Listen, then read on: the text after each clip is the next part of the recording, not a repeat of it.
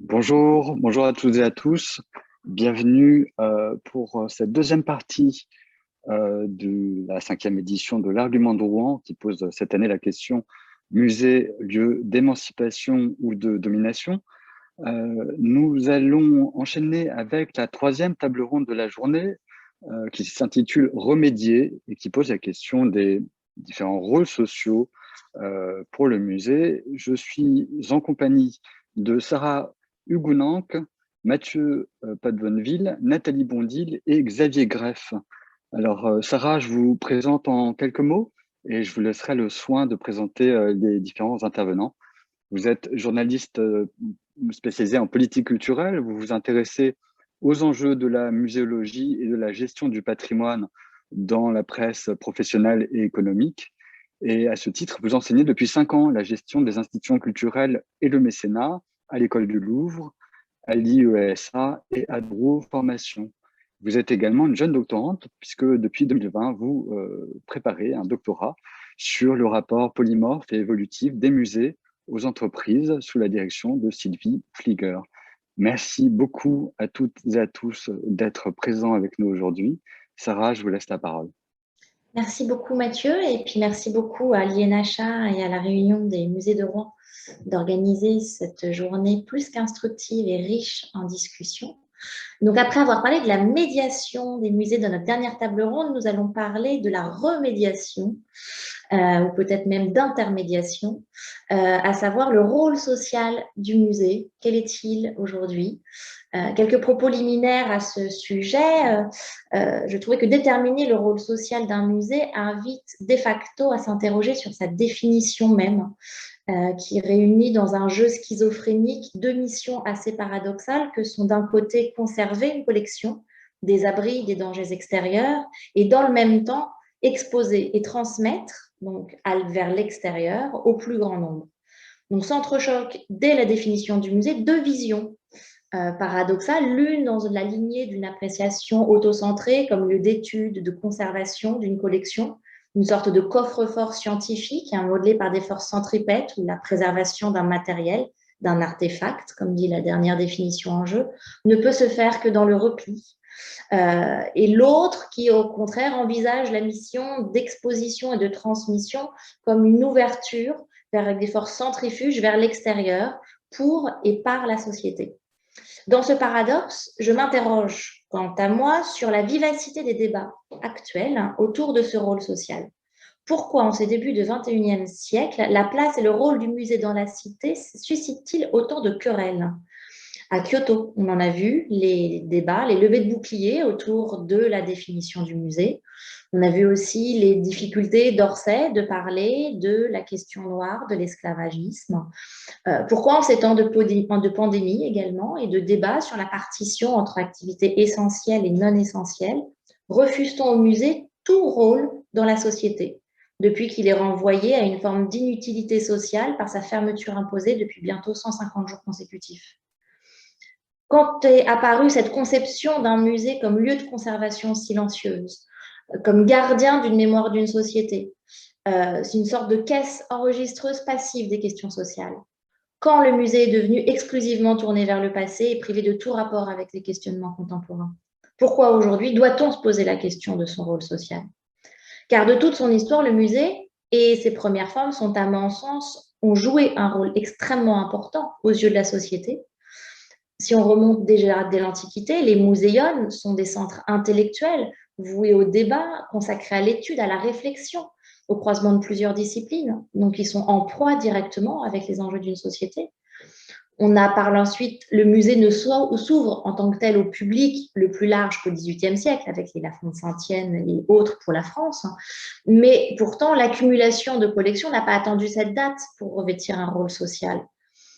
Le goût de la collection qui se développe chez les rois de France, chez les princes italiens, qu'est-il d'autre qu'un instrument de pouvoir, de domination sur un pays rival, et donc l'affirmation d'une puissance régnante par les arts? L'ouverture du Muséum central des arts, ancien Louvre, répond aux vœux d'éducation pour tous et d'émancipation portés par les valeurs révolutionnaires. Cette notion est reprise d'ailleurs par l'ICOM qui l'enrichit dans sa définition en 1951, qui en sud de l'éducation affirme une mission de délectation du public, reprise aujourd'hui sous la forme de bien-être. On verra d'ailleurs la question du rapport entre musée et santé.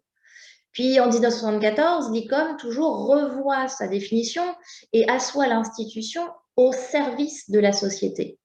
Mais de quelle manière le musée se met-il au service de la société contemporaine? L'institution est-elle la seule à la barre ou est-ce que le rôle social ne peut exister qu'en co-construction avec la cité elle-même, avec ses agents constitutifs, les personnels de musée, avec ses tutelles politiques, mais aussi en corrélation avec des contraintes économiques et budgétaires? On voit que poser la question du rôle social du musée parle de la place du musée dans la société, du dialogue qu'il initie avec son environnement, du choix de ses partenaires, mais aussi de son personnel. La question du rôle social du musée parle aussi de son utilité, peut-être de son pouvoir de guérison des maux d'une société, traversée aujourd'hui par des fractures multiples. Et donc, par voie de conséquence, le rôle social du musée parle aussi de son financement. Qui a la charge d'un musée? C'est pourquoi, pour discuter de toutes ces questions, je vous propose d'en parler avec 3 éminents spécialistes, à savoir Nathalie Bondil, muséologue franco-canadienne de renom, connue et reconnue pour être aussi pionnière qu'efficace sur la question du rôle social du musée. Elle a mené pendant 13 ans durant de multiples chantiers sur la notion d'inclusion sociale et de muséothérapie à la tête du Musée des Beaux-Arts de Montréal. Et forte de ses réflexions et de ses expériences innovantes, elle est aujourd'hui vice-présidente du Conseil des arts du Canada et également membre du conseil scientifique de la mission de préfiguration du Musée mémorial du terrorisme en France. Nous accueillons également Mathieu Pot-Bonneville, directeur du département culture et création du Centre Pompidou, mais qui est avant tout un philosophe. Agrégé et maître de conférences à l'ENS de Lyon, il fait souffler sur le monde des musées une capacité nouvelle de réflexion sur ces problématiques sociétales, qu'elles aient trait à l'environnement, aux minorités ou à l'égalité des sexes. Et enfin, j'accueille avec plaisir le professeur émérite à la Sorbonne Xavier Greff, économiste incontournable dans les domaines de la culture et du patrimoine, directeur de l'école doctorale d'économie et auteur de nombreuses sommes références sur l'économie du patrimoine. Il est l'une des premières personnalités à avoir permis de réfléchir le musée dans ses injonctions socio-économiques. Alors, pour commencer, je vais vous inviter déjà peut-être à rallumer vos micros de manière très pragmatique. Et je voudrais vous poser à chacun une question un petit peu provocante. Le musée doit-il répondre à des besoins sociaux? Et en quoi ce rôle social, aujourd'hui, est-il forcément nouveau? Y a-t-il un volontaire pour prendre la parole en premier? Vous battez pas. Nathalie, honneur aux femmes. Merci. Merci beaucoup, merci à l'INHA, merci au Musée de Rouen et merci à toi, Sarah, pour avoir organisé cette table ronde avec nous. Pourquoi donc le musée doit-il répondre à des besoins sociaux? En fait, je dirais plutôt que l'art répond à un besoin physiologique. Hein. Donc, on a parlé d'émotions ce matin. Donc, il y a à la fois Déborah, Lax, et aussi Gabrielle, Dolph Bunkemper, qui ont mentionné cette dimension. Le musée a toujours, depuis l'époque révolutionnaire, voulu être un exemple, un lieu d'exemplarité. Alors, on a une différence entre les musées des Beaux-Arts, le Muséum central des arts, qui était un lieu d'exemplarité pour ce qui était des canons académiques, mais ensuite, toute l'histoire des musées, avec les musées des arts décoratifs et de design, voulait aussi être force d'exemplarité pour les ouvriers. En Amérique du Nord, la création des musées qui émanent des communautés et non pas des gouvernements émane aussi d'une volonté de cultiver une population et avec un fort penchant pour la pédagogie. Puis viennent ensuite le temps des musées de société dans les années 70. Donc le musée finalement est une institution relativement récente malgré les extraordinaires recherches du professeur Pomian et qui s'adapte à des besoins de la société et qui finalement l'incarne, rentre en résonance, en écho, en dialogue avec cette société et avec parfois des résistances, parfois des accommodements, mais toujours dans une dynamique évolutive. Donc, je crois que le musée aujourd'hui répond à des besoins sociaux comme hier, sauf que ces besoins sont exprimés différemment parce que nous sommes en 2021. Très bien, merci. Mathieu? Oui, merci. Bonjour à toutes et à tous et merci à l'Institut national d'histoire de l'art pour cette invitation. Je suis absolument d'accord avec ce que vient de dire Nathalie. Il y a une profonde solidarité entre le musée et son environnement social, ce qui ne veut pas dire qu'au fond, la relation de l'un à l'autre soit mécanique. Et je pense qu'il ne faut pas entendre cette idée que le musée répond à des besoins sociaux de manière mécanique ou déterministe. Il y répond tout autant en déplaçant la demande qui lui est faite. Et je pense que le musée, lorsque le musée est posé comme le lieu à l'écart, au fond, de la société, comme ce lieu patrimonial qui va soustraire un certain nombre de chefs-d'œuvre aux outrages du temps, eh bien, c'est encore une manière pour le musée de répondre à un certain besoin social. Donc, la relation du musée à son environnement social et sa séparation d'avec les fluctuations, en gros, de cet environnement sont les deux faces d'une même médaille. Ma réflexion est un peu située. Moi, je travaille au Centre Pompidou et comme vous le savez peut-être, le Centre Pompidou s'est défini en 1977 comme un centre d'art et de culture.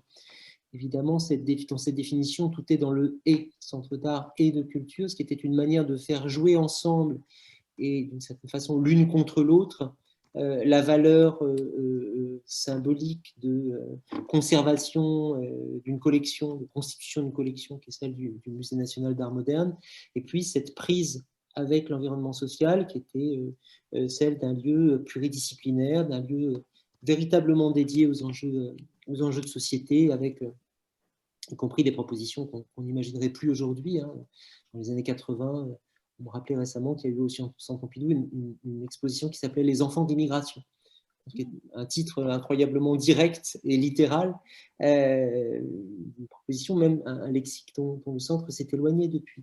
Donc, vous voyez que d'emblée, une institution comme celle-là, qui n'est pas exactement un musée, mais qui comprend un musée, s'est posé le problème, s'est vu assigner la tâche de réfléchir à cette relation-là. Qu'est-ce qui peut se passer entre l'histoire des formes et la manière dont elle est conservée, étudiée, montrée, et puis les enjeux sociaux qui la traversent. Et je pense que cette tension est féconde. Je veux dire que le musée n'a pas à se dissoudre dans les sollicitations qui lui sont faites, mais il n'a pas à les ignorer non plus. Et c'est ce tricotage-là, au fond, qui fait l'intérêt de notre travail et qui justifie sans doute, on y reviendra, les interpellations qui fait qu'il ne faut pas faire la sourde oreille aux interpellations contemporaines vis-à-vis du musée. Xavier, je vous en prie. Bien, donc je suis tout à fait de l'avis de ceux qui ont précédé, donc je vais essayer. D'abord, je voudrais vous remercier pour votre invitation, excusez-moi. Je voudrais, après avoir dit mon accord, en quelque sorte, aller non pas plus loin, mais vous dire que pour moi, le problème n'est évidemment pas d'évoquer la dimension sociale comme quelque chose qui arriverait aujourd'hui, puisque ça, c'est dès le départ. On a ça à partir du moment où on passe, enfin, Nathalie Maudy l'a dit sur les révolutionnaires, mais à partir du moment où on passe des cabinets de curiosité au musée, on fait rentrer la dimension sociale. Avant, c'est des collections privées, ça reste plus ou moins des collections privées. D'ailleurs, personne ne les voyait pratiquement. Donc ça, c'est une chose. La difficulté qui apparaît aujourd'hui, moi, je trouve, dans l'utilisation du mot social, c'est que le social est devenu, et ça, c'est un peu l'héritage de l'État moderne et de l'État-providence, une sorte de secteur, même une sorte de groupement de secteurs, hein, santé, éducation, logement, etc. Même si on envisage selon des fonctions un peu transversales, intégration, acculturation, etc., il est devenu évidemment, aujourd'hui, le musée est en train de tisser, quelquefois il est même obligé, mais en tout cas, quelquefois il ne le fait pas, mais enfin ça dépend, on ne rentre pas dans les détails, de tisser des liens avec tous ces secteurs, en quelque sorte, qui sont déjà institutionnalisés eux-mêmes. de telle sorte qu'aujourd'hui, ce qu'on appelle dimension sociale ou éventuellement enjeux sociaux des musées, c'est au fond les relations avec toute une série de secteurs qui partent un peu dans tous les sens, dont certains d'ailleurs apportent beaucoup au musée, d'autres peut-être moins. Ça peut se discuter. Après tout, on pourrait dire que le tourisme, dans sa relation avec le musée, a aussi une dimension sociale, bien entendu. Hein. Ça, c'est assez clair. Et c'est là où commence, enfin pour moi d'un point de vue un peu plus économique peut-être, où commence véritablement le débat. Mais, et du coup, ça pose, à mon avis, la manière dont les musées travaillent surtout, c'est-à-dire qu'est-ce qu'ils offrent, enfin qu'est-ce qu'ils offrent ou qu'est-ce qu'on y cherche. Parce que, si vous voulez, lorsque vous avez dit, vous êtes partie de cette opposition qui évidemment existe à un certain niveau entre conservation et exposition, moi je dirais le musée doit être un lieu d'expérience hein, pour les gens. Hein. Ça c'est fondamental. Il y a même d'expérience esthétique au sens le plus fort du terme, en prenant notamment, enfin moi j'aime beaucoup les thèses de Schaeffer. Je ne suis pas du tout philosophe, donc je ne peux pas me permettre d'intervenir dans ce domaine. Mais au fond, et effectivement, on voit bien que ces expériences esthétiques peuvent avoir des implications considérables, aussi bien du côté de la santé, du côté de l'éducation, du côté de l'insertion, etc. Mais encore faut-il que ce soit des expériences. Et c'est là où, évidemment, on est devant des enjeux tout à fait considérables que j'imagine on va voir tout de suite ou plus ou moins sur le plan institutionnel, sur le plan financier, mais c'est pour finir en quelque sorte, mais sur le plan par exemple des qualifications, de l'articulation, bon, c'est clair qu'un conservateur n'est pas un travailleur social, je veux dire, ni un gardien de musée, donc alors on peut dire que c'est pareil, mais je ne sais pas, moi, c'est à ceux qui vivent quotidiennement de le dire comment ils le vivent justement. Mais je voudrais dire qu'effectivement, pour synthétiser, donc je crois que c'est inhérent à l'activité des musées depuis toujours, mais qu'effectivement, la notion même de social a changé. La notion même de social a changé. Hein. On est en face de, je n'ose pas dire de machine ou d'administration. Enfin, vous voyez bien aujourd'hui, par exemple, sur le problème de la santé, hein, c'est la même chose dans tous les domaines sociaux, hein, pratiquement. Hein.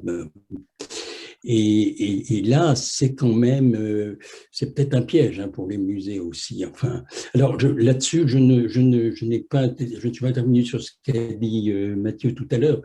Enfin, je n'interviens pas, mais c'est clair qu'après, on entre dans les thématiques aussi. Et je n'aborde pas ça sous l'angle des thématiques, hein, comme je vous l'ai dit. Je le vois plutôt sous l'angle de logiques institutionnelles qui se rencontrent, qui se télescopent, qui s'appuient, qui s'affaiblissent peut-être, mais il est évident que pour les thématiques, pour moi, il y a aucun doute. Parce que si vous voulez, le problème, c'est que quand moi je dis ça un peu de l'extérieur, quand on travaille sur les musées, on est toujours sur les musées de beaux-arts. Bon, plus ou moins on en parle, on y revient en quelque sorte. Mais si vous prenez les musées des sciences, on est sur un domaine où on ne se pose plus du tout cette question-là. Tout à fait. Merci beaucoup Xavier, et merci effectivement d'avoir rappelé aussi cette différence d'appréciation entre les musées de société, de sciences et de beaux-arts, où par une voie métonymique, quand on dit musée, on pense effectivement à beaux-arts, mais les enjeux peuvent être sensiblement différents de par leur histoire déjà et leur constitution sur les musées scientifiques en particulier.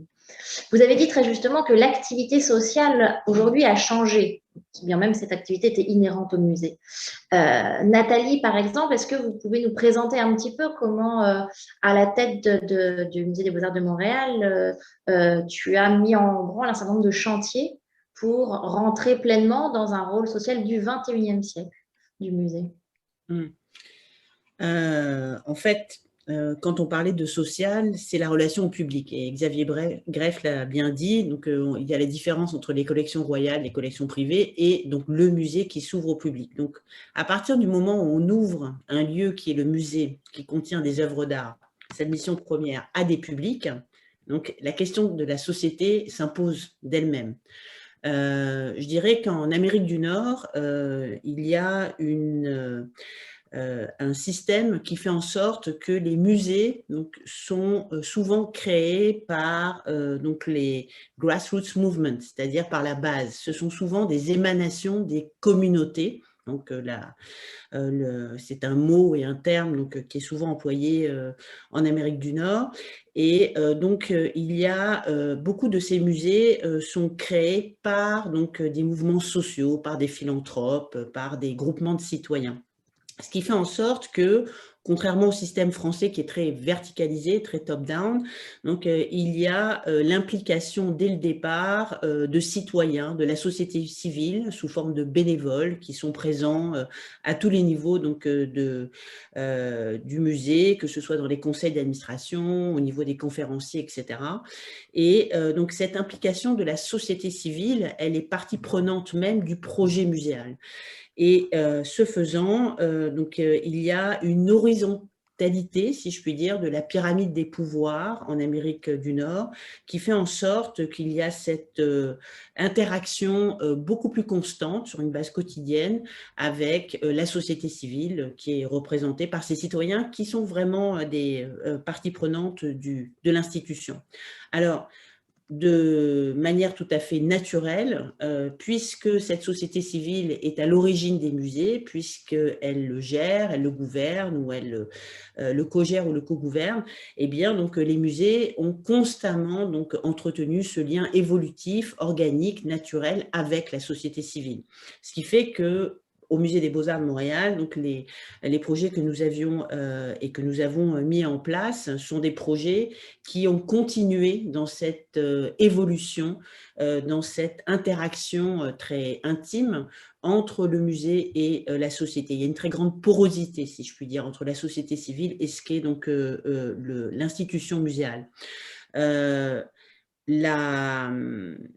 La façon dont moi j'ai découvert, et j'ai beaucoup apprécié d'ailleurs cette interaction et ce contact avec la société civile fait en sorte que il y avait une possibilité de pouvoir travailler sur un mode beaucoup plus transdisciplinaire, beaucoup moins top-down, mais beaucoup plus donc en co-créant des projets avec toutes sortes d'associations notamment qui constituent la société civile.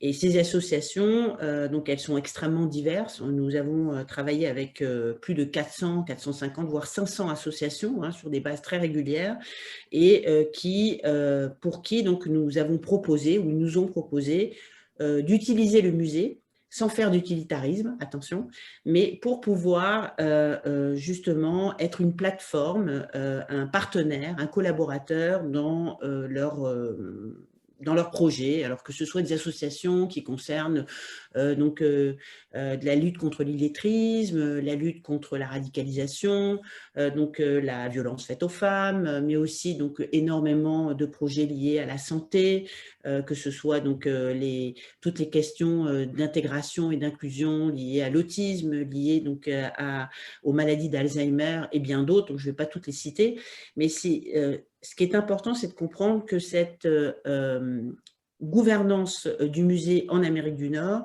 donc elle permet donc d'avoir une approche très horizontale, très transdisciplinaire, qui correspond parfaitement à notre mode de connaissance et de savoir actuel, parce qu'on est vraiment passé du 19e siècle, qui avait une approche très taxinomique, très verticalisée des savoirs, qui catégorisait, à une approche actuelle, grâce aux médias, aux réseaux sociaux, qui est beaucoup plus horizontale, donc où en fait on va beaucoup plus travailler avec des réflexes rhizomatiques, des approches qui sont vraiment co-créatives, collaboratives.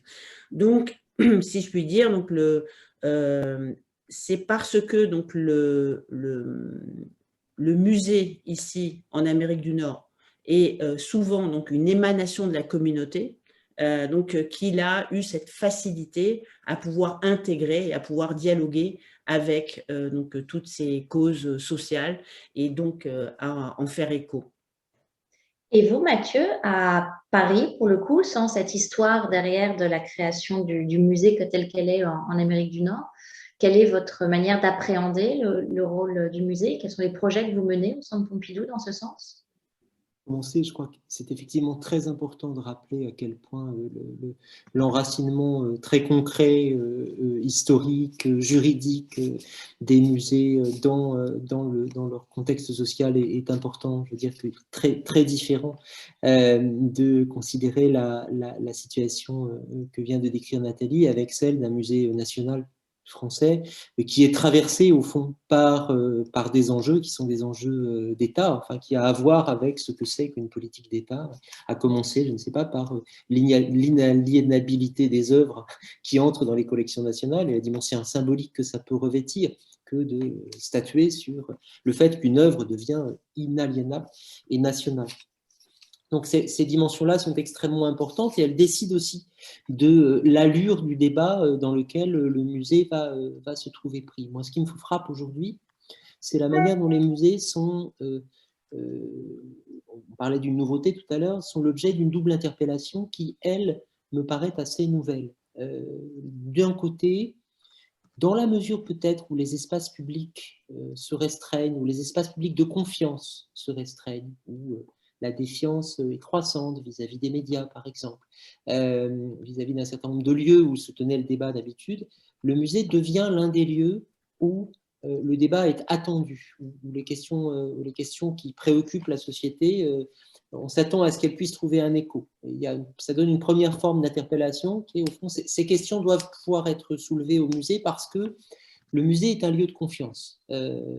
C'est le directeur de la Victorian Albert qui disait aujourd'hui qu'il n'y a plus que 2 lieux où les gens se rendent en toute confiance, c'est les musées et les zoos à peu près. Ce sont 2 lieux où on s'attend à peu près à avoir des expériences, comme vous disiez Xavier, sans prévention ou sans défiance excessive. Et simultanément, et contradictoirement d'une certaine façon, les musées sont aussi considérés comme des acteurs de batailles sociales ou culturelles en cours. Les musées, de l'autre côté, de l'autre main, on va dire au musée, vous ne pouvez pas faire comme si les choix que vous avez faits dans la constitution de vos collections, la manière dont vous présentez les artistes, le rapport qui existe entre les artistes femmes et les artistes hommes dans vos collections, par exemple, comme si tout cela était indifférent et n'était pas profondément lié à la situation que nous connaissons et que nous pouvons contester. Donc les musées se retrouvent dans cette étrange position d'être à la fois sollicités pour accueillir les questions de notre temps et interroger ou interpeller sur la part qu'ils prennent dans la conjoncture dont il s'agit de débattre. Ça donne une configuration très intéressante et à partir de là, je dirais qu'il faut jouer serré, c'est-à-dire que voilà, il faut arriver à définir des propositions ou à accueillir des propositions qui soient à la fois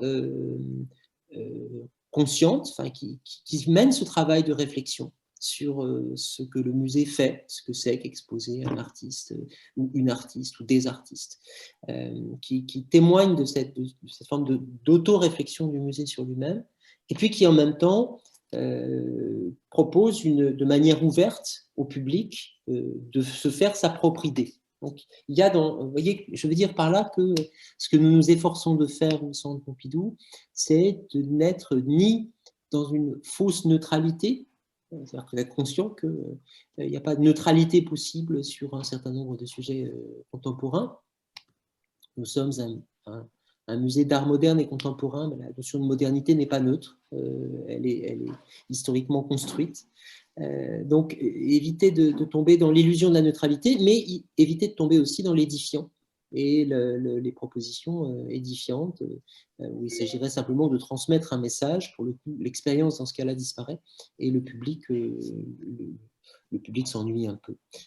Et les programmateurs et les conservateurs aussi d'ailleurs. Voilà, je dirais que la tension qui anime notre programmation, que ce soit d'ailleurs, c'est l'une des originalités du centre, une programmation muséale au sens strict, mais aussi bien une programmation de spectacles vivants du côté de la danse ou du théâtre ou des concerts, une programmation de cinéma, une programmation de parole, toutes ces de performances. Dans l'ensemble de ces domaines-là, c'est cette double contrainte à laquelle nous sommes confrontés et à laquelle on essaie de réagir. Pardon, je suis un peu abstrait mais dans ma présentation, et on pourrait décliner cette contrainte-là dans différents programmes, mais c'est à peu près la manière dont se présentent les choses. C'est le dilemme auquel nous sommes confrontés. Et justement, quand vous parlez de ne pas tomber dans une fausse neutralité, est-ce que pour vous, un musée social qui répond en tout cas et qui se pose des questions sur son rôle social, est-il forcément et par définition un musée engagé ?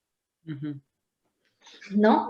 Oui, tout dépend ce qu'on appelle, tout dépend ce qu'on appelle engagé. Je pense que Blaise Pascal disait « nous sommes embarqués ». Je parlerais de musée embarqué, moi, c'est-à-dire de musée qui ne peut pas faire comme si il n'était pas partie prenante d'une histoire. Je disais tout à l'heure que la notion de modernité aujourd'hui, il y a une interrogation très forte sur ces impensés, disons, on va dire, pour aller vite, sur l'impensé écologique de la modernité, qui a fait comme si les ressources planétaires n'étaient pas décisives dans le projet qu'elle s'est donné. Et puis un impensé colonial, qui a fait comme si l'extraction d'un certain nombre de ressources dans un certain nombre de parties du monde ne définissait pas ce que c'est que la modernité. Ces impensés-là, ils sont déterminants pour ce que c'est que le moderne. Donc ne pas en parler, c'est faire un choix. En parler, c'est faire un choix. Ne pas en parler, c'est faire un choix. Nous n'avons pas le choix de cet engagement-là. Bon, ça veut dire que ça veut dire qu'il faut travailler à partir de là. C'est-à-dire que réfléchir à, par exemple, en ce moment, nous accueillons, et avec beaucoup de joie, une proposition qui émane de l'Institut national d'histoire de l'art, qui est une exposition qui s'appelle « Sismographie des luttes », qui présente sous la forme d'un dispositif audiovisuel 2 siècles de revues non européennes qui témoignent de l'extraordinaire inventivité plastique, littéraire, politique de ces collectifs d'Amérique, d'Afrique, d'Asie des 19e et 20e siècles. Voilà, bah cette proposition-là, l'installer au cœur des collections du musée d'art moderne, hein, puisqu'elle est au 5e étage, à l'étage moderne, c'est à la fois inviter à regarder de biais ce que c'est que la modernité, la regarder d'ailleurs, à déplacer la focale et le centre géographique de cette modernité, qui a un aspect comme ça d'interpellation. Et puis en même temps, c'est une expérience en soi, parce qu'on voit défiler des objets, des manuscrits, des archives dont l'inventivité plastique est véritablement sidérante, et on découvre un monde, un continent, si j'ose dire, ou plusieurs continents même, qu'on ne connaissait pas. Donc, et le dispositif est fait de telle sorte que on peut entrer, on ne se contente pas de reconnaître humblement que nous ne savions pas, mais on apprend des choses. Je ne sais pas si c'est clair ce que je dis, hein, mais voilà, une proposition comme celle-là, c'est à la fois une manière pour le musée d'opérer une forme de réévaluation, peut-être même de correction de ce qu'on appelle modernité, mais ça n'est pas s'en tenir là, c'est aussi élargir le questionnaire, comme disent les historiens, c'est-à-dire ouvrir davantage la focale de ce qu'il est possible de voir, de regarder, d'apprendre, de contempler, ce dont il est possible de faire l'expérience esthétique, etc. Ce double jeu-là est passionnant. C'est pas simplement tricher, c'est un vrai double jeu, au sens positif du terme. Nathalie, je crois que tu voulais rebondir sur la question d'un musée engagé. Oui, j'aime beaucoup cette phrase de Blaise Pascal, « nous sommes embarqués ». Et en fait, je rebondis sur Édouard Glissant, puisqu'on est vraiment, on navigue sur les océans et qui disait donc rien n'est vrai, tout est vivant. J'aime beaucoup cette notion d'évolution. Et il y avait aussi une très très belle phrase. Agis dans ton lieu, pense avec le monde. Hein, donc, on est vraiment toujours avec la pensée de Édouard Glissant, ce philosophe d'origine de Martinique, dans la question de la relation. C'est-à-dire qu'on change en échangeant sans se perdre ni se dénaturer. Et ça, c'est un point qui est très important, c'est de comprendre que ces discussions, ces agitations, que nous vivons, notamment que les musées subissent parfois en ce moment de manière parfois assez violente, notamment ce qui correspond à la cancel culture, donc devrait être remplacé par le context culture, parce que un musée a 2 temporalités fondamentales. La temporalité donc qui va vers une certaine éternité, c'est celle des collections, hein, c'est celle de raconter une histoire in extenso, donc qui est son histoire, qui ne peut pas être changée. Et puis, avec cette collection qui est faite donc à certains moments, dans certains contextes, qui peut être relue, mais qui ne peut pas être censurée. Hein. Donc cette histoire, elle existe, elle est factuelle. Donc on peut y apporter donc différentes perspectives pour ajouter, compléter, enrichir, déconstruire, mais donc contextualiser est à mon avis essentiel. Et il y a aussi donc à côté de cette temporalité donc des collections, hein, qui est vraiment au cœur de la mission même du musée, hein, c'est le cœur du réacteur, c'est de recevoir des collections et de les transmettre aux générations futures, qui elles-mêmes vont apporter des regards d'autres impensés, hein, sur la question animale, par exemple. Enfin, je suis sûre que pour bien des questions, les futurs conservateurs vont nous juger aussi donc très sévèrement, et c'est tout à fait normal et souhaitable. Donc, il y a aussi donc la temporalité de l'expérience esthétique, c'est-à-dire qui est une temporalité très unique, qui est vraiment donc dans un temps singulier, dans un temps d'expérience du public à l'œuvre, donc c'est cette conjonction entre le temps long des collections et le temps court, instantané de l'expérience esthétique, et qui fait en sorte que l'on doit donc constamment établir un dialogue entre l'un et l'autre. Que les musées soient engagés, moi je crois qu'ils l'ont toujours été. Je pense que d'une façon ou d'une autre, ils l'ont toujours été. Simplement, les engagements d'hier ne sont pas les mêmes qu'aujourd'hui et ce ne seront probablement pas les mêmes demain. Rester par contre sourd, donc fermé à ces questions-là serait une erreur. Je suis complètement d'accord avec Mathieu. Donc, il faut que ce musée puisse épouser donc les questionnements de son temps afin qu'il puisse continuer à être pertinent et pertinent aux yeux du public. Parce qu'un musée, c'est avant tout des collections et des publics. Donc, il faut toujours s'assurer que ces publics-là puissent poser leurs questions, interroger l'objet musée. Et encore une fois, la question de la complexité qu'on a beaucoup évoquée ce matin, donc elle est intrinsèque à la démocratie. Hein. Donc je pense que le musée, c'est un lieu de réflexion commune, c'est un lieu où on doit pouvoir épouser cette contradiction, cette diversité des positions, parce qu'en fait, elle est absolument nécessaire à la vitalité même de notre démocratie. Alors là, on évite les discours édifiants, comme le disait Mathieu, mais on évite aussi d'être dans l'indifférence par rapport à des engagements. Donc c'est toujours de penser le musée comme un lieu de relation, pour revenir à Glissant, un lieu où on est tous embarqués, hein, donc, et où on doit dialoguer, que l'on soit d'accord ou pas. C'est un lieu ouvert, c'est un lieu de questionnement. Merci beaucoup. On voit que finalement, envisager la dimension sociale du musée revient beaucoup à parler de la méthode même qui est appliquée au musée et de ses évolutions. Et Xavier, est-ce que vous ne voyez pas dans ces changements de méthode une forme peut-être d'injonction qui est donnée au musée, d'instrumentalisation, on va dire, au même titre qu'on a vu apparaître des injonctions données au musée d'un point de vue diplomatique, d'attractivité territoriale, de développement économique, de politique? Est-ce que c'est là une nouvelle injonction qui est donnée au musée d'avoir une utilité sociale? Alors, je voudrais quand même d'abord revenir sur un point précédent qui avait été évoqué par Nathalie, c'est malheureusement la différence considérable qu'il y a entre effectivement, je dirais, une tradition anglo-saxonne horizontale et une tradition française qui ne sort toujours pas de la verticalité. Ça, c'est... Et la preuve, d'ailleurs, que je voudrais donner très rapidement, parce que, alors, attention, hein, le militantisme, l'associationnisme, comment dire, le mécénat ne conduit pas toujours à l'horizontalité. Bon, l'exemple de Barnes, c'est fabuleux, parce qu'il n'y a pas plus militant que Barnes quand il a créé sa fondation, et en même temps, apparemment, ça devait être un dictateur terrible. Enfin, quand on lit sa vie et ce qui s'est passé dans la fondation, c'est paradoxal. Bon. Mais je voudrais revenir. Bon, je ne veux pas vous faire la critique de la bureaucratie en France, ça, c'est pas, même dans les musées, hein, elle est tout aussi puissante.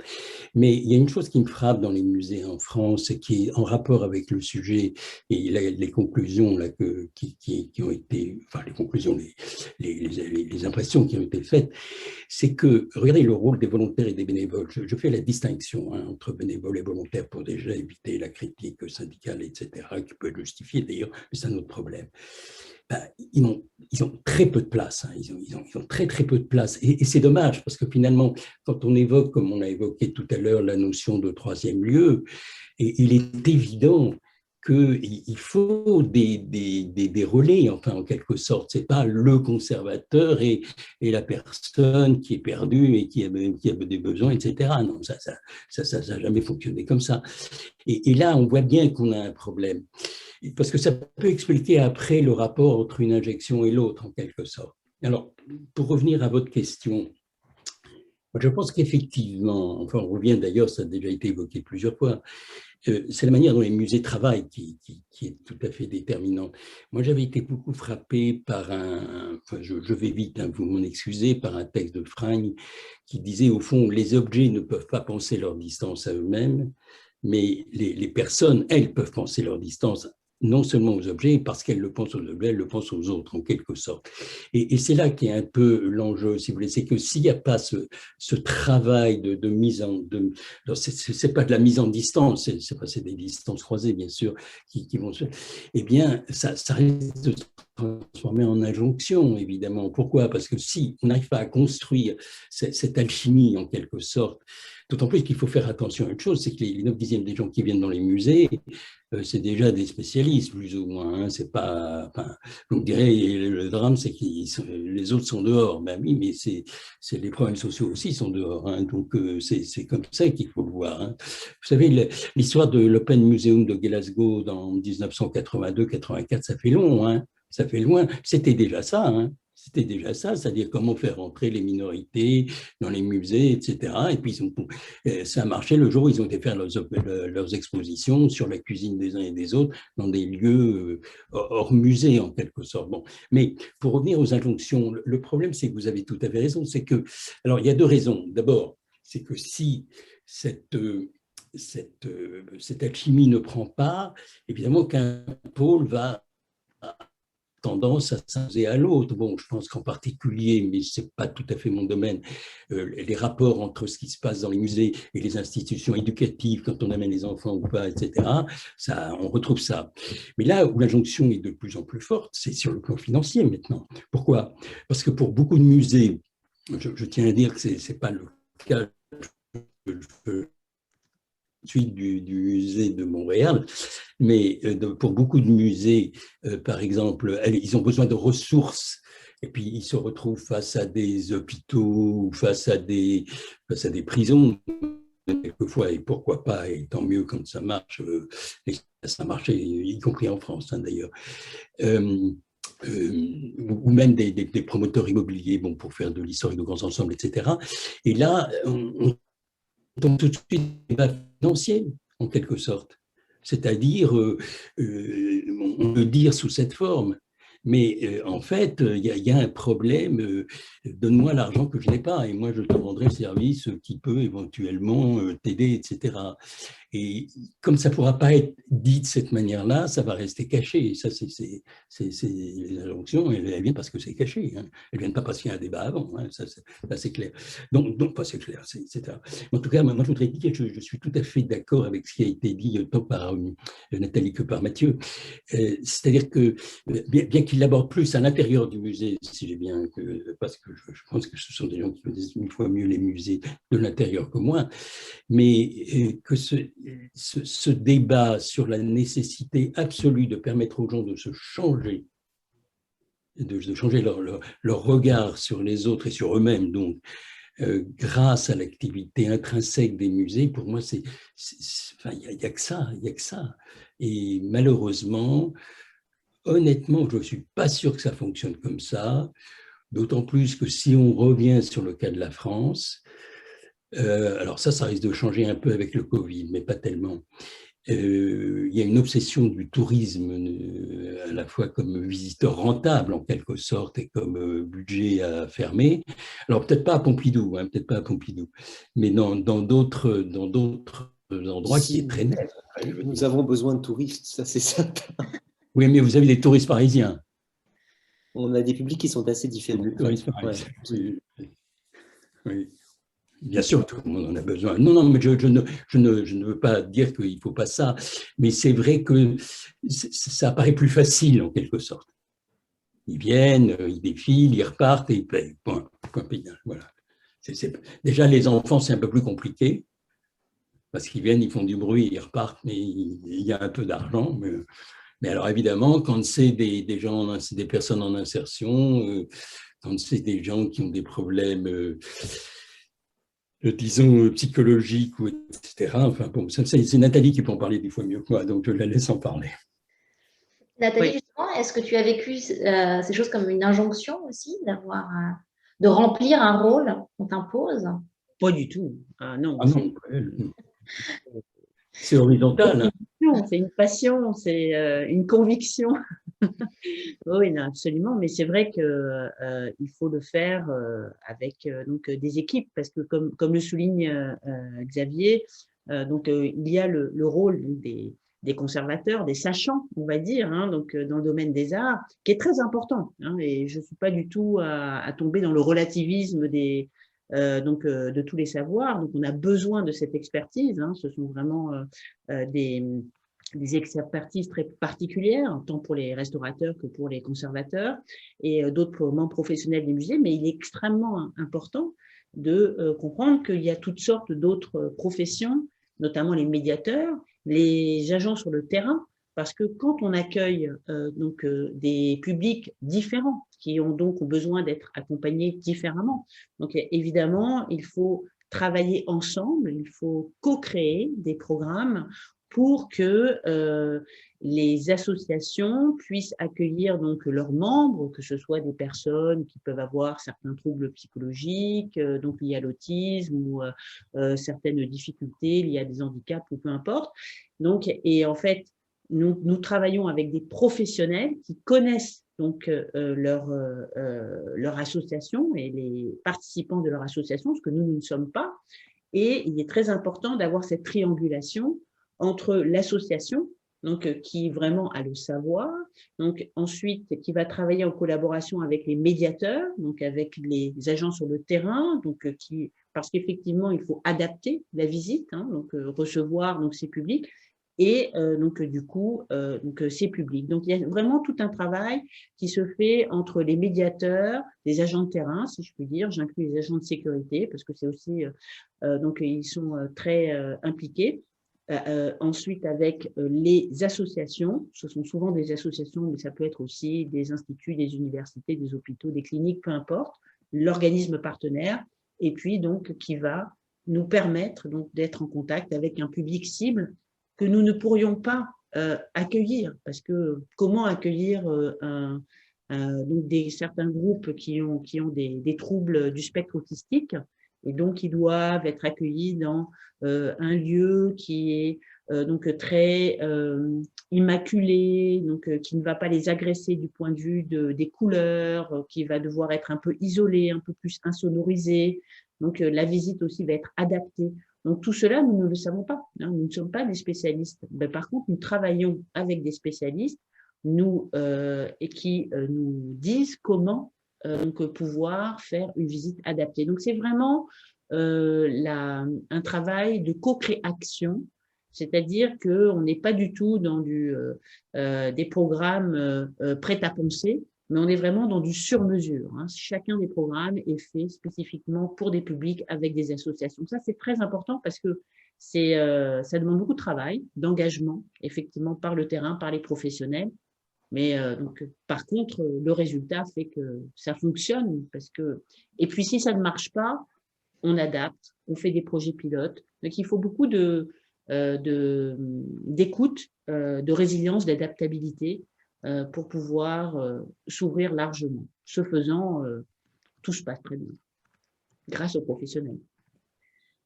Je vois que l'heure tourne. Je voudrais, pour conclure un petit peu toutes ces questions, revenir un petit peu à ce qui se passe en ce moment et la crise que nous traversons, qui, comme je le disais un petit peu en introduction, nie quand même tout rôle au musée, particulièrement sur le cas de la France, hein, où on a taxé d'activités non essentielles depuis un petit moment, ce qui est assez particulier à la France. On a vu d'autres pays quand même faire des politiques de stop and go. Voilà, ce qui est moins le cas en France, alors même qu'on est sur un pays extrêmement investisseur sur nos musées. Comment est-ce que chacun d'entre vous expliquait ce décalage entre une éveil et une conviction de la conscience sociale du musée qu'on a pu voir là à travers vos réactions, et de l'autre côté, une sorte, alors peut-être pas de mépris, mais en tout cas d'ignorance des politiques publiques? Mathieu, oui, je vous en prie. Ouais, je ne poserai pas le problème en ces termes. Et je crains malheureusement que ce qui nous arrive ne soit pas exactement ça. Je ne crois pas que les musées aient été fermés par ignorance ou par indifférence à l'égard de leur rôle, mais plutôt en raison de ce rôle, je veux dire, comme des lieux symboliques. Je me souviens avoir, avec un peu d'énervement, j'avoue, lorsque la décision a été prise de fermer les musées, avoir dit qu'on fermait les musées exactement comme on éteignait la tour Eiffel les soirs d'attentats ou d'événements graves, c'est-à-dire pour envoyer un signal à la société pour dire « Regardez, c'est tellement grave que nous fermons les musées ». Et ça me semble dommage, évidemment, d'adopter cette ligne de conduite. Donc, la première chose à dire, c'est que je pense que c'est précisément cette espèce de fonction strictement symbolique des musées qui a décidé de leur triste sort, là où effectivement la possibilité de les visiter sans danger était avérée. Et puis, ce qui a été oublié en la matière, mais il va falloir attendre d'y revenir, parce que maintenant, on ne peut pas rouvrir tant qu'on ne rouvre pas le reste, hein, évidemment, les choses sont solidaires. Mais ce qui a été oublié en l'affaire, c'est précisément cette dimension d'expérience, cette dimension de pratique, cette dimension de ce qui se passe dans un musée, au fond. C'est-à-dire que le musée a joué en l'affaire exactement comme on se dit qu'on va mettre un truc au musée, de manière à se dire qu'il y est, et se dispenser pour autant d'aller le voir. Nous autres, dont l'activité se déroule dans ces murs-là, nous savons, nous sentons qu'un musée ne vaut pas simplement à raison de la valeur symbolique qu'il accorde aux objets qui y entrent, mais à raison de ce qui s'y passe et de ceux qui y passent, quoi. Et je pense que ce qu'il va falloir faire après cet épisode long et pénible, ce n'est pas de nouveau de se convaincre que les musées sont essentiels. Essentiel, c'est peut-être même un mot trop fort, vous voyez, on est peut-être trop essentiel. Il faut arrêter de mettre une majuscule au musée. Parce que lui mettre une majuscule, c'est pas forcément rendre service ou permettre d'avoir conscience que c'est un endroit où il se passe des choses intéressantes. Voilà, il faut au fond, moi je dirais que ce qui se passe en ce moment nous enjoint à mettre en avant la valeur d'expérience ou de pratique des musées, au détriment peut-être ou davantage que leur valeur de monument, dont, encore une fois, on pourrait allumer ou éteindre au fil des crises ou des événements. Intéressant, merci Mathieu. Xavier, vous voulez rebondir là-dessus? Oui, alors moi je ne suis pas tout à fait d'accord, hein, je tiens à vous le dire tout de suite. Alors je suis évidemment d'accord sur le fait que rien ne serait plus utile que les bonnes pratiques des musées en ce moment. Ça pour moi, c'est absolument évident. Mais d'abord, le mot essentiel, moi, il me gêne, hein, je vous le dis franchement, je n'aime pas ce mot-là parce qu'il n'y a pas de plus essentiel pour quelqu'un qui tire le diable par la queue avec son RSA et qui ne peut pas vivre, enfin maintenant il peut acheter ses masques, bon, des choses comme ça, et dire, ah ben nous on est au-dessus. Non, c'est ça c'est situation de crise, je veux dire, c'est bon. Non, il y a autre chose que je voudrais vous dire aussi, il ne faut pas trop se faire d'illusions, parce que dans les bonnes périodes, tout le monde dit la culture, c'est très important, c'est ce qui est le plus important, pas seulement les musées, hein, les théâtres, etc. Puis dès qu'il y a une crise économique, c'est eux qui prennent les premiers, en quelque sorte. C'est-à-dire qu'on l'a vu, d'ailleurs, je vais prendre une référence beaucoup plus précise, donc, qui n'était pas tellement en France, mais ça avait commencé en France un petit peu, mais en France, c'est quand même beaucoup plus soutenu, je ne dis pas protégé, mais beaucoup plus soutenu.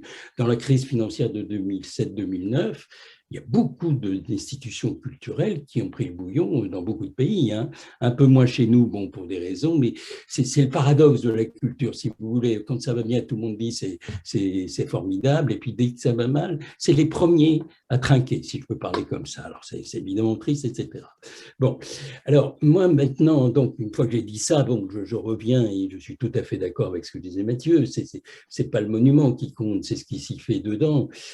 Mais honnêtement, je me demande si on est quand même assez sorti des monuments pour faire quelque chose, hein. Ça me paraît quand même très important. Si vous voulez, j'ai toujours cet exemple du musée d'art moderne, je crois, à Mexico, où, avant même la crise et depuis, on faisait circuler des œuvres d'art dans la ville, hein, en quelque sorte. C'était les étudiants, d'ailleurs, des écoles de beaux-arts qui étaient chargés. Donc, alors, c'est évidemment pas le Louvre, hein, pas les œuvres du Louvre, ou d'Orsay, ou de qui vous voulez. Mais ils emmenaient un tableau, une sculpture, etc. Et puis, ils étaient chargés d'organiser dans le quartier, chez les habitants, dans des espaces un peu type troisième lieu, bien sûr. Enfin, même les bibliothèques sont fermées, donc évidemment, enfin, pas toutes les bibliothèques municipales ne sont pas fermées, hein, en ce moment. Eh bien, ils organisaient des débats. Moi, je regrette un peu. Moi j'étais très frappé, par exemple, de voir comment le théâtre est beaucoup plus qu'on ne croit aujourd'hui sorti des murs, hein, depuis le début de la crise. Si vous prenez ce théâtre-là, par exemple, qui est cette scène conventionnée qui, je crois, est à Sevran, dans la Seine-Saint-Denis, où le théâtre de la Poudrière, par exemple, où ils ont fait énormément de choses, ou le théâtre national de Strasbourg, quand même tous les artistes sont allés lire des textes dans les EHPAD à tel point qu'ils ne pouvaient plus se quitter. Bon, ça, c'est pas moi qui le dis, hein, c'est Stanislas Nordet, donc je le laisse, évidemment, je pense que c'est le meilleur interprète. Alors, vous me direz, mais on ne peut pas sortir les objets. Oui, on ne peut pas sortir les objets, bien sûr, mais ça n'empêche pas de faire quelque chose. Enfin, je veux dire, il y a quand même suffisamment de médias, suffisamment de chaînes sur YouTube, on peut en créer du jour au lendemain comme on veut, etc. Moi, je suis un peu perplexe là-dessus. Une fois encore, je suis gêné parce que d'un côté, c'est évident que c'est justement dans ces périodes de crise qu'il y a besoin des musées, où les gens ont besoin évidemment de se resituer, de se dire, de répondre. Enfin, je sais pas, moi, quand on lit les grandes œuvres sur les périodes de crise, et évidemment, la peste vient tout de suite au premier rang, ben, on voit le type s'interroge à chaque page, je veux dire, hein, bon, il ne parle pas de musée à ma connaissance, il parle de jardin par contre. Mais les jardins et les musées, c'est pas très loin, hein. Mais alors, il y a autre problème que je voudrais dire vis-à-vis des musées, notamment en France, vis-à-vis de certains musées. C'est que, et ça on le voit très bien sur les salles de cinéma, alors c'est une toute autre référence, mais ce qui se passe actuellement, c'était en germe avant la crise. Si vous voulez, le Netflix, il n'est pas arrivé depuis la crise, hein. Ça fait 4-5 ans que les gens sont abonnés à Netflix et que ça marche. Et dès que vous disiez, moi je me souviens, je l'ai dit plusieurs fois, je l'ai écrit plusieurs fois, attention, c'est en train de changer radicalement. On dit, pas du tout, l'avenir est à nous. Ben non, l'avenir n'est pas à nous, l'avenir il est à ceux qui le font, hein. Donc pour conclure, pardon, parce que je suis très bavard, moi je pense qu'effectivement c'est très dommage. Je pense que les pouvoirs publics, peut-être qu'ils l'ont, je vais réfléchir à ce qu'a dit Mathieu, je n'avais pas tout à fait ça en tête, mais moi, mon interprétation était plus prosaïque. Moins il y a de gens dans les métros et les autobus, mieux c'est. C'est comme ça que le gouvernement pense. Bon, c'est-à-dire, moins il y a de réunions, mieux c'est tout. Voilà. Bon, alors, vous voyez bien, même pour le télétravail. Bon, pour moi, c'est le motif. Bon, alors, en plus, il y a eu tellement je ne veux pas dire d'incohérence, parce que j'entrerai dans un débat auquel je ne veux pas entrer, mais vous voyez bien que c'est quand même un peu chaotique, hein, tout ça. Hein, donc, bon. Mais, en tout cas, ce que l'on peut souhaiter, c'est que les musées en tirent parti pour être encore plus audacieux dans les directions qui viennent d'être signalées à la fois par Nathalie et Mathieu. Justement, Nathalie, un mot de la fin pour vous, en rebondissant sur cette crise et la question du rôle social nié. Oui, effectivement, je suis d'accord. La situation que nous vivons avec la pandémie est un activateur, un accélérateur de réflexion qui était déjà sous-jacent. Je suis quand même très étonnée et intéressée par la place qu'occupe la question muséale de plus en plus centrale, hein, dans nos débats, même si on peut regretter qu'il n'y ait que 30% donc, des Français donc, qui les visitent. Et j'en veux pour preuve, donc, avec la pandémie, le nombre de pétitions qu'il y a pu avoir. J'étais impressionnée par Marie Lavandier qui disait qu'elle avait donc toute sa communauté donc, qui voulait que le musée réouvre. En France, il y a eu d'autres pétitions et dans le monde aussi, jusqu'au coup de force et qui m'a tellement frappée du maire de la ville de Perpignan qui a voulu ouvrir le musée Hyacinthe Rigaud. Et ça a fait donc la une dans les journaux et les radios en France, le musée Hyacinthe Rigaud à Perpignan. Alors, également, on voit que, voilà, donc on sent que à cause de cette pandémie, donc les musées, services essentiels ou pas, donc effectivement, ça dépend si on a d'autres priorités pour déjà se préoccuper de savoir comment manger au quotidien. Mais c'est vrai que le rôle des musées donc est devenu d'autant plus central parce que donc il y a cette question de santé mentale qui préoccupe beaucoup donc nos populations, qui traversons tous ensemble, et ça c'est assez inédit, cette pandémie dans le monde. Et c'est pour ça que cette réflexion sur les musées, donc elle trouve un vaste écho international sur la nécessité donc d'ouvrir les musées comme un lieu de réconfort, un lieu réparateur, un lieu de soins, un lieu qui fait du bien à un moment où, en pleine pandémie, donc effectivement, les personnes sont isolées, elles sont face à des écrans, elles sont en mode de communication virtuelle et elles ont absolument besoin de renouer avec une expérience esthétique, une expérience du musée live.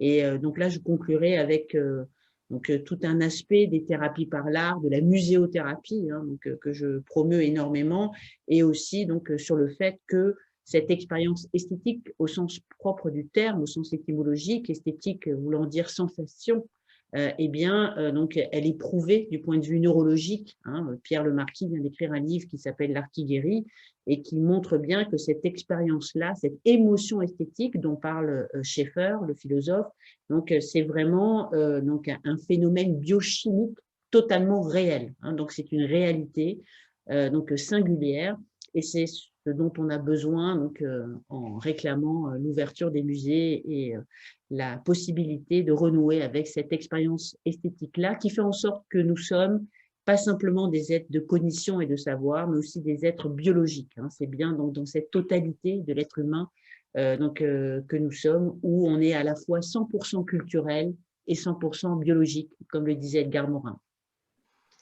Merci mille fois, Nathalie, pour cette conclusion qui boucle la boucle, qui montre que le rôle social affirme également le remède que peut être un musée et son pouvoir de guérison dans notre société. Merci également, Mathieu et Xavier, pour vos discussions et vos remarques plus qu'enrichissantes et pertinentes. Sylvain, je te laisse la parole pour un mot de conclusion générale peut-être, ou pour les questions, s'il y en a du public. Merci Sarah. C'est Mathieu en effet qui administre les questions du public. Moi, je vais d'abord laisser parler le public et puis ensuite je pourrai revenir avec quelques interrogations. Merci. Merci Sarah, merci Mathieu, merci Xavier, merci Nathalie, merci à tous. C'était passionnant. Alors par contre, je regarde et je ne vois pas de questions du public qui doit être très intime. Ah, mais Gabi lève la main. Gabi lève la main. Alors Gabi, je vous laisse la parole. Je me rends d'abord visible. Bonjour, rebonjour. Moi, j'ai trouvé passionnant cette section de notre réunion et pour une cause totalement allemande, à cause de l'idéalisme et de Schiller et des lettres pour l'éducation esthétique de Schiller. Parce que dans ma lettre préférée, 22, il décrit le moment esthétique de l'expérience de liberté, de choix, d'être le sensuel ou le raisonnable. Enfin, en allemand, ça se dit autrement. Ça me remet en piste avec le titre de la section, remédier. C'est-à-dire remédier quoi? C'est-à-dire qu'est-ce qu'on peut, comment dire, un remède, c'est rendre sain quelqu'un ou, je sais pas, enlever une maladie. Et dans mes années 70, on aurait parlé d'aliénation, Entfremdung, et de Versöhnung. Donc, les deux mots d'un mouvement de gauche dépassé utilisaient ces mots aussi, mais dans un autre contexte. Alors, remède comment? Et si la visite au musée est conciliant, remédiant, si c'est un mot français, qu'est-ce que ça veut bien remédier? Donc, s'il s'agit de santé mentale, santé émotive ou de quoi, on est de nouveau dans un contexte qu'il y avait déjà ce matin, c'est-à-dire que l'émotion et la cognition sont inséparables. Et cela peut s'imiter sur l'écran, mais c'est dans l'espace réel et aussi l'espace social réel, c'est-à-dire où on se voit en 3 dimensions et en sang et en tout, où ça marche vraiment. Ici, maintenant, ce que nous faisons, c'est ça marche, quoi. Hein. C'est déjà un remède contre le solitaire dans mon home office. Donc, je suis ultra heureuse de vous voir là tous. Mais je trouve que ce potentiel-là est tout à fait dans le débat. Et je voulais articuler cela parce que c'est un coup totalement classique. C'est la fonction de l'art, c'est la fonction du musée, c'est la fonction de l'expérience esthétique qui réunit l'émotif et le cognitif. Et voilà pourquoi j'ai trouvé que justement cette section-là était totalement au cœur du sujet. Merci Gabriel.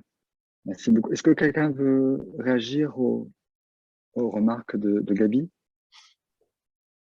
J'invite les intervenants des sessions précédentes à intervenir dans le débat, hein, évidemment. Je regarde également si quelqu'un lève la main dans le public, ce qui n'est pas le cas.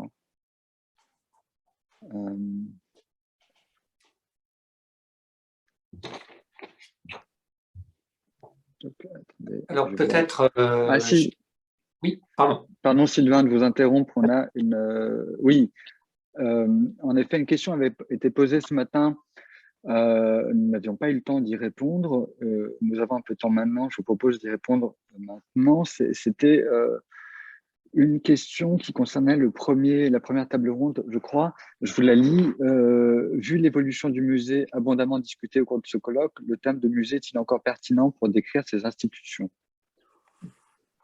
Je crois que c'est une question qui s'adresse finalement à vous toutes et tous.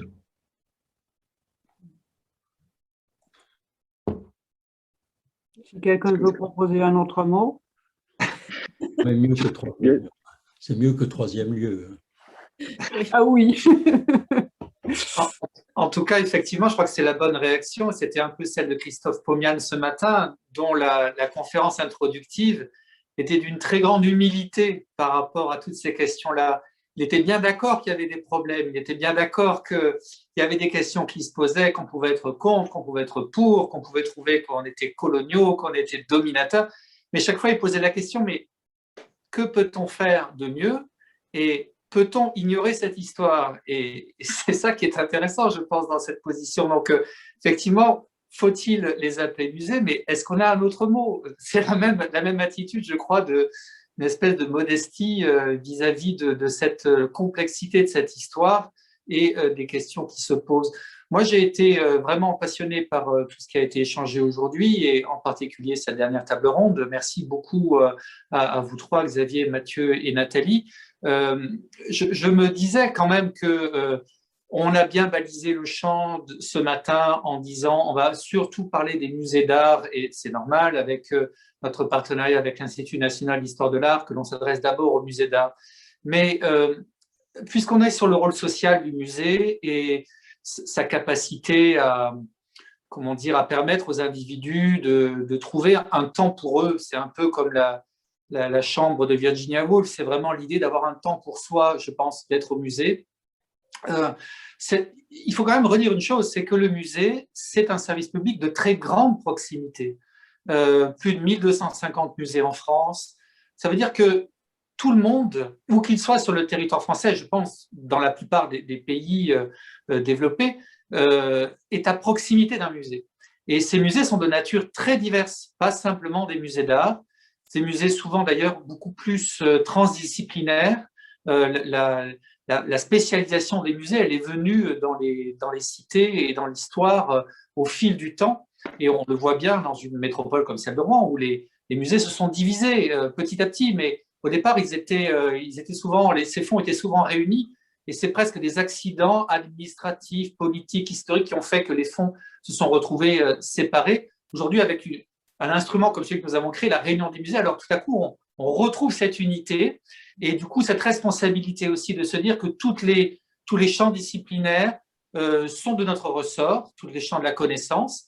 Et donc, c'est pas simplement, bien sûr, il y a l'émotion esthétique, mais il y a bien plus largement l'éveil, en fait. C'est-à-dire que moi, j'étais tout à fait aussi d'accord avec ce qui a été dit et rappelé que la dimension d'expertise et de complexité est celle des musées et qu'elle n'est pas contradictoire avec la notion d'ouverture, la notion d'abaissement des seuils, la notion de diffusion et de cohésion sociale. Mais simplement, il faut ne pas considérer que ces notions sont la chose des gens de musée. La complexité, elle est la chose de tout le monde. Et on a bien vu que les expériences de crowd curating ou de crowdsourcing sont parfois extrêmement spectaculaires dans leurs résultats pour mobiliser un savoir collectif. Donc, je pense que si simplement on a la modestie de replacer les gens de musée, les conservateurs, conservatrices, en tant qu'experts d'un champ, en tant que recours, en tant que ressources à qui on a délégué, parce qu'ils en ont les compétences, la capacité de se tenir informés, d'être insérés dans les réseaux de recherche et de pouvoir restituer un état de la connaissance à un instant T. Si on considère que nous autres gens de musée, nous sommes ces gens-là, cela n'interdit pas le regard, la voix du public et le partage, le musée en tant que lieu de rencontre, de débat et de connaissance, sans rien renier de sa mission de transmission profonde. Voilà, donc je voulais juste refaire ce petit plaidoyer en disant que oui, les musées sont fermés.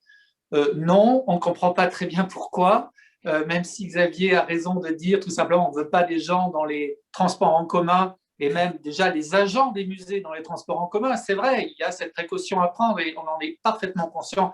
Et je pense que les grands établissements comme le Centre Pompidou le sont au premier chef.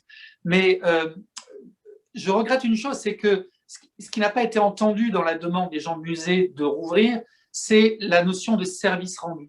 Et tout simplement, dans une ville aujourd'hui où beaucoup de choses sont fermées, c'est difficile d'habiter cette ville pour les habitants. C'est difficile tout simplement de trouver un espace pour se dégourdir l'esprit, les gens, simplement trouver du Wi-Fi, trouver des toilettes, trouver un endroit, ce qui a très bien été dit par Mathieu, un endroit sûr, un endroit où on est respecté, accueilli. Donc les musées peuvent jouer ce rôle très basiquement. Et bien sûr, derrière, il y a tout le reste, toute la connaissance, et tout ce que l'on peut trouver pour se développer et pour accroître ses capacités dans un musée. Mais il y a d'abord l'accueil, d'abord de dire « bienvenue, vous êtes chez vous ». Et ça, c'est une fonction que nous pouvons rendre en temps de pandémie parce qu'il y a peu d'endroits qui peuvent le rendre. Donc, je regrette que cette fonction de base du musée, c'est-à-dire la maison commune, n'ait pas été intégrée. Et peut-être Mathieu a raison de dire on a voulu éteindre les musées comme on était à la Tour Eiffel parce que c'est un lieu symbolique qui dit l'activité s'est arrêtée. Voilà. En tout cas, merci beaucoup pour cette dernière table ronde. Si j'ai encore une minute, s'il n'y a pas plus de questions, j'en ai une, moi, à Nathalie. Nathalie, j'ai vu que dans la présentation, on connaît bien ton parcours, bien sûr, mais j'ai vu dans la présentation actualisée de ton CV que tu fais partie de la mission de préfiguration du musée de la mémoire des actes terroristes à Paris. Alors, voilà, j'ai l'impression qu'on est au cœur du sujet. Voilà. Est-ce que ce musée est un besoin de la population? Comment est-ce que vous allez construire cette démarche avec la population? Est-ce qu'on est dans une notion de domination, d'émancipation, de manipulation? Je ne sais pas. Donc comment vous vous gardez, comment vous allez vous protéger et poser tous ces garde-fous et faire œuvre utile dans ce domaine? Oui, alors, en fait, c'est Henri Rousseau, qui est chercheur au CNRS et historien, donc, qui a mené ce projet et qui le porte avec beaucoup de force, un projet présidentiel. Et donc, j'ai la chance d'être intégrée au comité scientifique. Ce qui est aussi intéressant, c'est que c'est un musée donc, qui est défendu par le ministère de la Justice. Donc, on n'est pas dans le ministère de la Culture, on est vraiment avec le ministère de la Justice et avec autour de la table donc, des associations évidemment des victimes, des historiens bien entendu, mais aussi donc, des avocats, des légistes. Donc, et puis, bon, donc, des muséologues, donc, dont moi. Et là, la question même de l'objet musée donc, est complexe parce que comment créer donc, un musée mémoriel donc, sur le terrorisme sans faire l'apologie du terrorisme, donc, qui se nourrit de la spectacularisation. Donc, c'est complexe. Quels sont les objets que nous allons pouvoir montrer? Donc, est-ce que donc, les objets qui ont été déposés dans les cours de justice, enfin, qui appartenaient, donc, comment donc, montrer ces objets sans qu'ils aient valeur de relique? Donc, comment les accompagner d'expressions contemporaines artistiques? Mais c'est surtout, et c'est ce qui m'importe, c'est un lieu à la fois de compréhension, de contexte, d'apprentissage, et ça sera donc un lieu de réparation. Certainement. Donc, et c'est là où cette dimension de l'expérience, du vécu, donc à la fois de la cognition, parce qu'on va apprendre, il y a une dimension pédagogique évidemment très forte, mais aussi donc il va y avoir une dimension réparatrice qui sera liée à cet objet même que sera ce musée mémoriel, donc qui sera très important. Alors bon, le musée, donc, il bénéficie de ce qui existe déjà en Allemagne, que j'ai donc pu voir avec les musées de la Shoah à Berlin. Donc il y a donc, plusieurs musées donc, qui sont notamment donc, à New York, donc, qui existent. Mais là, c'est une volonté beaucoup plus vaste parce que donc, on ne va pas être lié simplement à un moment donc, de l'histoire, mais Henri Rousseau a la volonté d'embrasser donc, la question donc, du terrorisme et des victimes du terrorisme depuis, je dirais, donc, la fin du 19e siècle et plus particulièrement depuis l'après-guerre. Alors, c'est un projet passionnant et qui porte la complexité inhérente. Donc, je pense qu'il va y avoir beaucoup de questionnements et de réflexions et de débats. Donc, c'est ce qui m'intéresse.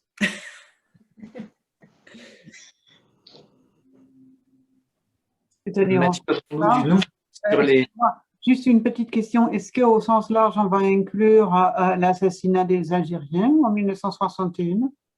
Alors, très très bonne question. En voilà une, par exemple, et vous n'êtes pas la première à la poser. C'est qu'il y a donc une différence qui est faite entre terrorisme d'État, donc terrorisme avec des groupes politiques, mais effectivement, donc il y a cette question-là qui fait partie donc de cette complexité à embrasser une histoire de la façon la plus large possible. Bon, je pense qu'il faut toujours établir des dialogues, il faut toujours poser des questions. Je crois que le musée est un lieu où on pose des questions, mais on n'est pas obligé d'apporter toutes les réponses, on n'est pas obligé d'être édifiant, mais on peut poser des questions. On a le même, peut-être le devoir ou le droit à chacun de poser des questions. Mais c'est une très bonne question.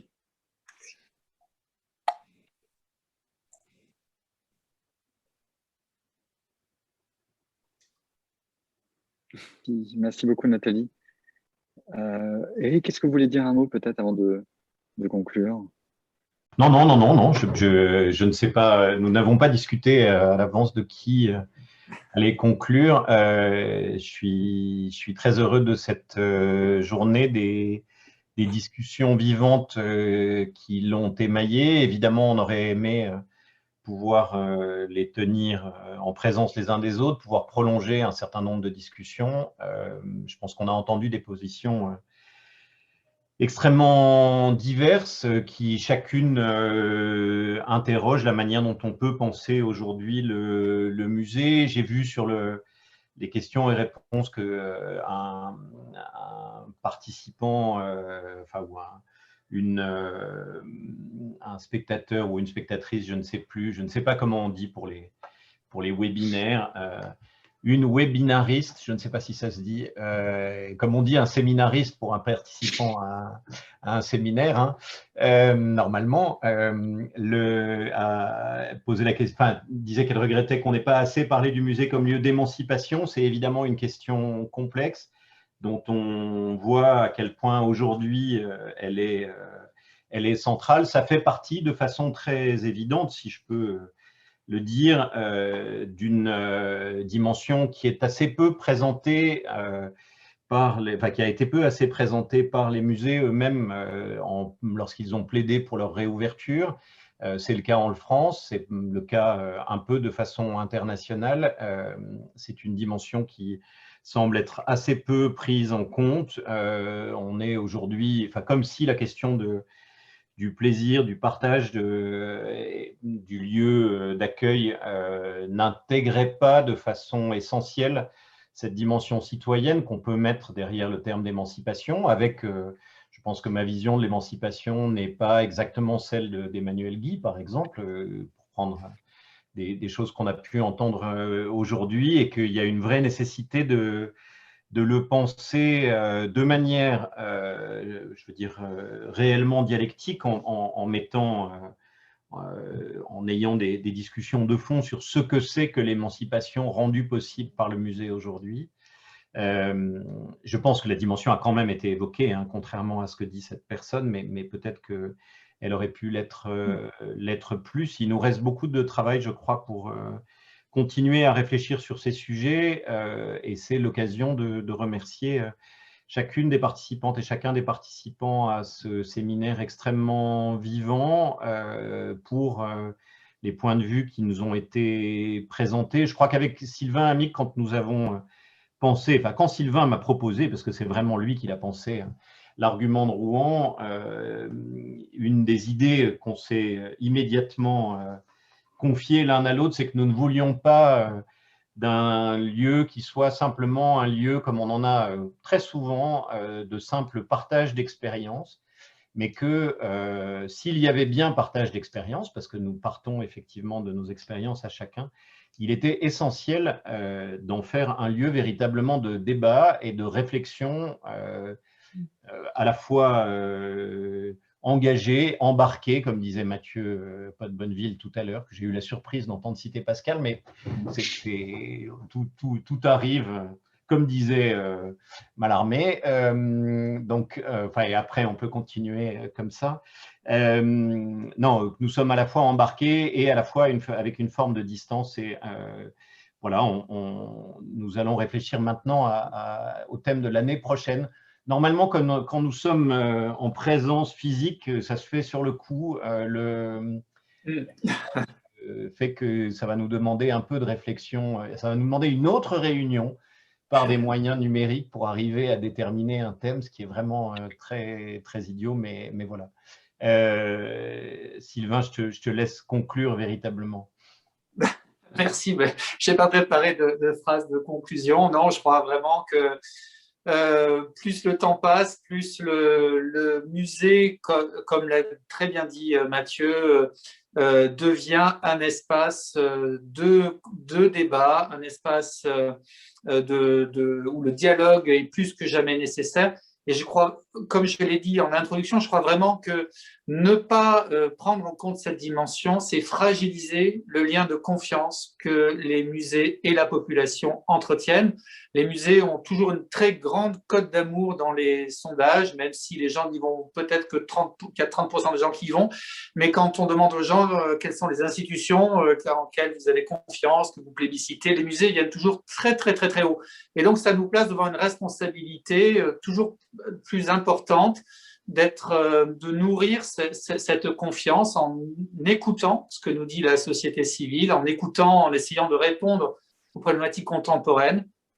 Et effectivement, nous sommes persuadés que les collections sont le support d'une appréhension du monde, d'une présence et d'une capacité de comprendre l'autre qui sont effectivement ceux qui devraient être mobilisés en premier chef dans les périodes de crise pour reconstruire une nation.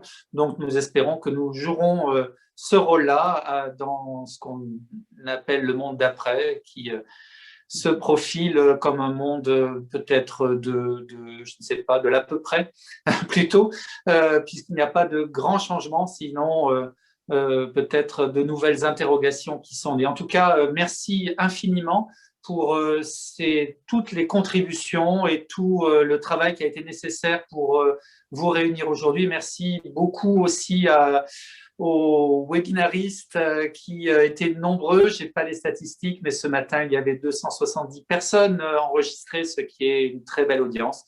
Et on espère beaucoup vous accueillir en présence et peut-être aussi à distance, on verra, l'année prochaine dans les auditoriums des musées de la Réunion des musées métropolitains à Rouen.